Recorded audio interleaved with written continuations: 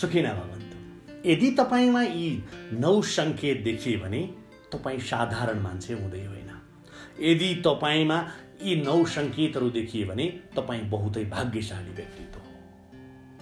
यो सम्पूर्ण विश्व नै सर्वशक्तिमान भनेको के कारणले? ईश्वर शक्तिका कारणले। यो संसारको सबैभन्दा शक्तिशाली भनेको ईश्वर। ईश्वरको इच्छा बिना एउटा रुखको पात पनि हल्लिनेवाला छैन। यो कुरा सत्य र समय समयमा सिद्ध भएकै छ। यो सत्य हो भन्ने कुरा तपाईँ हामी सबैलाई थाहा छ। यो कुरा ईश्वर प्रत्यक्ष रूपमा नदेखिए पनि अप्रत्यक्ष रूपमा संसारको अंश अंशमा बस्नु भएको छ। यो संसारका केही मान्छे अत्यन्तै भाग्यशाली हुन्छन् जसलाई ईश्वरको अनुकम्पा प्राप्त भएको हुन्छ, जसलाई ईश्वरको आशीर्वाद प्राप्त भएको हुन्छ, ईश्वरको शुभाशीष प्राप्त भएको हुन्छ।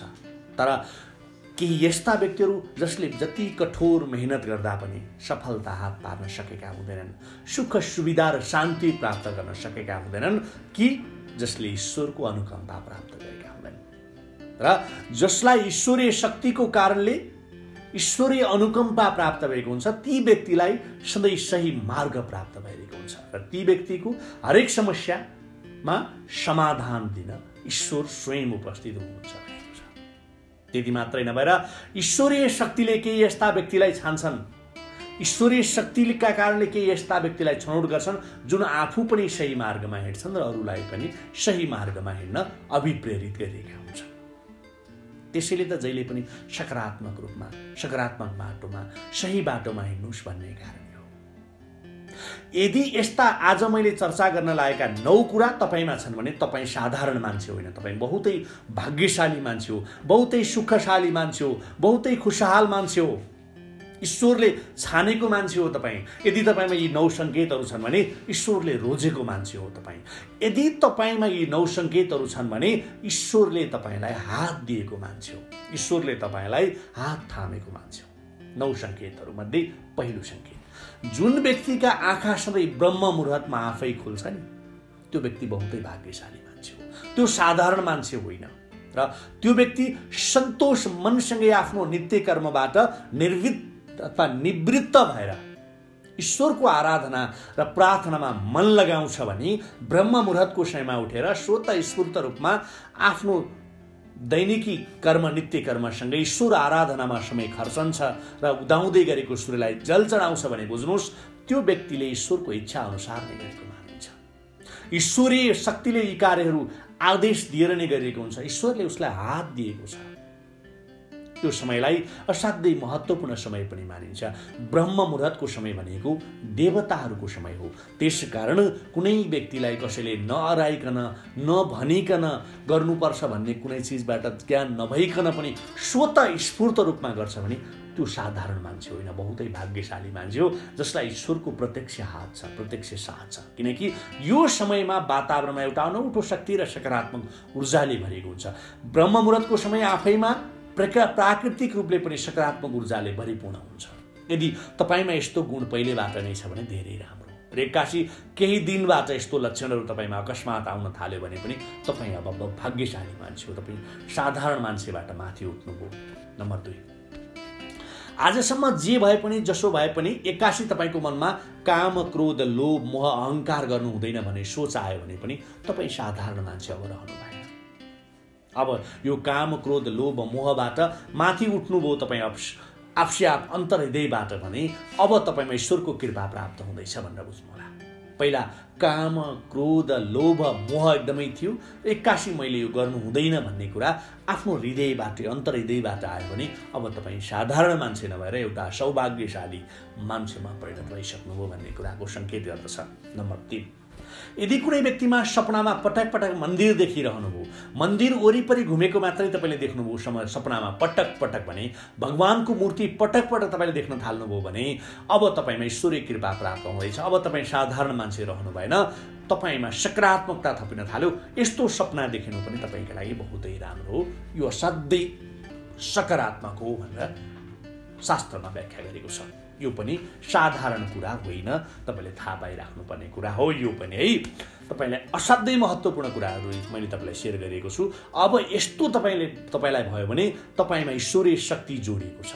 यो पनि एउटा विशिष्ट सङ्केत मध्ये महत्त्वपूर्ण सङ्केत हो।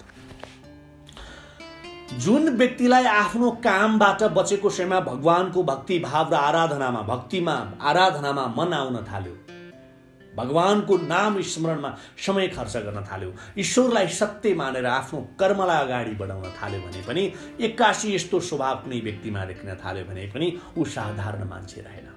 तपाईँमा ईश्वरीय शक्ति प्राप्त हुँदैछ भनेर बुझिन्छ यदि कुनै व्यक्तिमा यस्तो लक्षण सङ्केत देखिन थाल्यो भने। नम्बर 5, पहिले कसैलाई सुक्को दिन नखोज्ने, एक पैसा खर्च गर्न नचाहने लोभी मान्छेलाई एकदमै एक्कासी दान गर्ने सोच आयो। गरिबको सेवामा, दुखी गरिबको सेवामा ऊ सक्रिय हुन थाल्यो। समाजमा दुखीलाई, गरिबलाई, अपाङ्गलाई, अशक्तलाई दान गर्न थाल्यो। पशुपन्छीलाई भोजन गराउन थाल्यो। आपद विपदको समयमा दुःखमा परेको मान्छेलाई सक्दो सहयोग गर्न खटिन थाल्यो भने पनि यो व्यक्तिमा ईश्वरीय गुण प्रवेश गरेको बुझिन्छ। कुनै स्वार्थ राखेर, मनमा क्लेश र वैरभाव राखेर बाहिर गरेको कर्मको कुरा गर्दै छैन मैले। अन्तस्करणबाट यस्तो भाव पैदा हुन थाल्यो भने पनि यो असाध्यै राम्रो लक्षण हो। वृद्ध, असहाय, अशक्त, अपाङ्गलाई सेवा गर्नु आफ्नो कर्तव्य सम्झेर अगाडि बढ्ने व्यक्ति पनि साधारण मान्छे होइन। यो व्यक्ति पनि असाध्यै भाग्यशाली, असाध्यै सौभाग्यशाली व्यक्ति हो भनेर शास्त्रमा वर्णन गरेको सन्दर्भ यहाँनिर मेरो माध्यमबाट मैले तपाईँलाई सम्प्रेषण गरिदिएको छु। बुझ्नुभयो नि तपाईँले यहाँसम्म। अर्को नम्बर 6, छैटौं सङ्केत पूर्व आभास भनिन्छ नि। ईश्वरीय शक्ति प्राप्त भएको व्यक्तिमा भविष्यमा हुने घटनाको बारेमा आभास हुन्छ।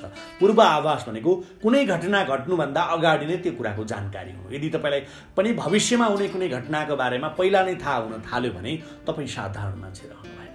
भगवानको विशेष अनुकम्पा र कृपा तपाईँलाई प्राप्त हुँदैछ भन्ने कुराको सङ्केत हो। यो कुरा पनि थाहा पाइराख्नुहोस्। नम्बर 7, यदि तपाईँलाई जहाँ जस्तो ठाउँमा भए पनि आफ्नो वरिपरि एउटा फरक प्रकारको सुगन्धको आभास तपाईँले गर्न थाल्नुभयो भने पनि बहुतै राम्रो। तपाईँ जहाँ बस्दा पनि एक प्रकारको मिठो आनन्दको अनुभूति, मिठो सुगन्धको अनुभूति, मिठो वासनाको अनुभूति तपाईँले गर्न थाल्नुभयो भने पनि यो तपाईँको लागि बहुतै राम्रो लक्षण हो। फुलको जस्तो होइन, मिठो फुलको सुगन्ध जस्तो, कुनै मिठो धूपको अगरबत्तीको जस्तो सुगन्ध तपाईँलाई प्राप्त भइरहन्छ भने पनि तपाईँलाई ईश्वरीय कृपा प्राप्त हुँदैछ भन्ने कुरा बुझ्नु होला। अर्को नम्बर, कुनै मन्दिरमा वा कुनै धार्मिक स्थलमा कथा सुन्न गएको बेलामा राम्रो भजन वा राम्रो कथा हुँदाहुँदै कैयौँ व्यक्तिको मन बीचमा भड्किरहेको हुन्छ। कहिले घरको बारेमा, कहिले आफ्नो समस्यामा मन, आफ्ना चिन्ताहरूमा, आफ्नै कुराहरूमा अल्झिने, आफ्नो समस्यामा अल्झिने होइन, कहिले आफ्ना छेउका मान्छेहरूको बारेमा कुरा गर्न थाल्ने, यस्तो हुन्छ नि। बुझ्नुभयो नि तपाईँले होइन। धेरै मान्छेमा हुन्छ नि यस्तो होइन। तर केही व्यक्तिहरू यस्ता हुन्छन् मेरो प्यारे हजुर, भजन कीर्तन र कथामा यति लीन भइदिन्छन्, यति तल्लीन भइदिन्छन् कि तिनीहरूमा त्यो नसकिँदै अर्को कुनै कुरामा मन जाँदैन। चाहे कुनै चिज उसको जीवनमा जतिसुकै अप्ठ्यारा परिस्थितिहरू आए पनि त्यहाँ बसिरहँदा त्यो चिजबाट ऊ बाहिर निस्कनै सक्दैन। आफ्नो वरिपरि पवित्रताको महसुस मात्रै गर्छ भने बुझ्नुहोस् यस्ता व्यक्तिलाई कुनै अलौकिक शक्तिको साथ मिलिरहेको छ भन्ने कुरा। यस्ता व्यक्तिहरूले अब ईश्वरीय शक्तिको हात प्राप्त गरिसके, साथ प्राप्त गरिसके, अनुकम्पा प्राप्त गरिसके भन्ने अर्थ जोडिन्छ यहाँनिर। बुझ्नुभयो नि। असाध्यै महत्त्वपूर्ण कुरा हो यो पनि है। यदि तपाईँमा यस्तो लक्षण देखियो भने तपाईँ पनि साधारण मान्छे रहनु भएन। 8औं सङ्केतको व्याख्या गरिसकेको छु। अब 9औं सङ्केत, जुन व्यक्तिले ईश्वरको चरण छुँदा बित्तिकै परम आनन्दको अनुभूति गर्छ र ईश्वरीय भक्तिलाई नै वास्तविक आनन्द मान्छ भने त्यो व्यक्ति न आफू दुखी हुन्छ न अरूलाई दुःख दिन्छ। यस्ता व्यक्तिले एकदमै शान्ति प्राप्त गर्छ। यस्ता व्यक्ति शान्त स्वभावका हुन्छन् र यस्तो लक्षण तपाईँमा भगवानको चरण छुने बित्तिकै, कुनै मठ मन्दिरमा गएर भगवानको मूर्तिमा भगवानको चरण छुँदा बित्तिकै उसलाई एकदमै खुसीको अनुभूति हुन्छ भने बुझ्नुहोस् ऊ पनि शान्त मान्छे, साधारण मान्छे रहेन। यस्तो व्यक्तिलाई पनि ईश्वरीय कृपा अनुकम्पा प्राप्त भइसक्यो। कतै तपाईँमा पनि यस्ता गुणहरू छन् भने तपाईँ साधारण मान्छे होइन, तपाईँ सौभाग्यशाली मान्छे हो। तपाईँलाई कुनै कुराको दुःख हुँदैन, कुनै कुराको अभाव हुँदैन, कुनै कुराको सङ्कट हुँदैन भनेर व्याख्या गरेको सन्दर्भ आज मैले तपाईँलाई सेयर गरिदिएँ। यदि तपाईँमा कुनै पनि निस्वार्थ भावले अन्तस्करणबाट यी 9 सङ्केतहरू 9 सोचहरू तपाईँमा आयो भने यो असाध्यै राम्रो लक्षण हो। र यदि तपाईँको आफन्तमा, तपाईँको इष्ट, तपाईँको मित्रमा पनि यस्ता लक्षणहरू देख्नु भनेको बहुतै राम्रो लक्षण हो। हरेक व्यक्तिमा यस्ता सोचहरू आउन जरुरी छ। हरेक मनमा यस्ता सकारात्मक अन्दाजहरू चल्न जरुरी छ। तर सबैमा आउँदैन, किनकि मान्छे स्वार्थमा लिप्त भइरहेको छ। मै खाऊँ, मै लाऊँ या सुख शैल भोग म गरौँ भन्ने सोच छ।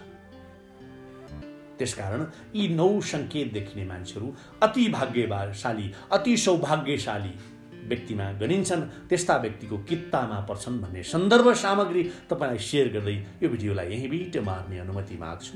जय होस्।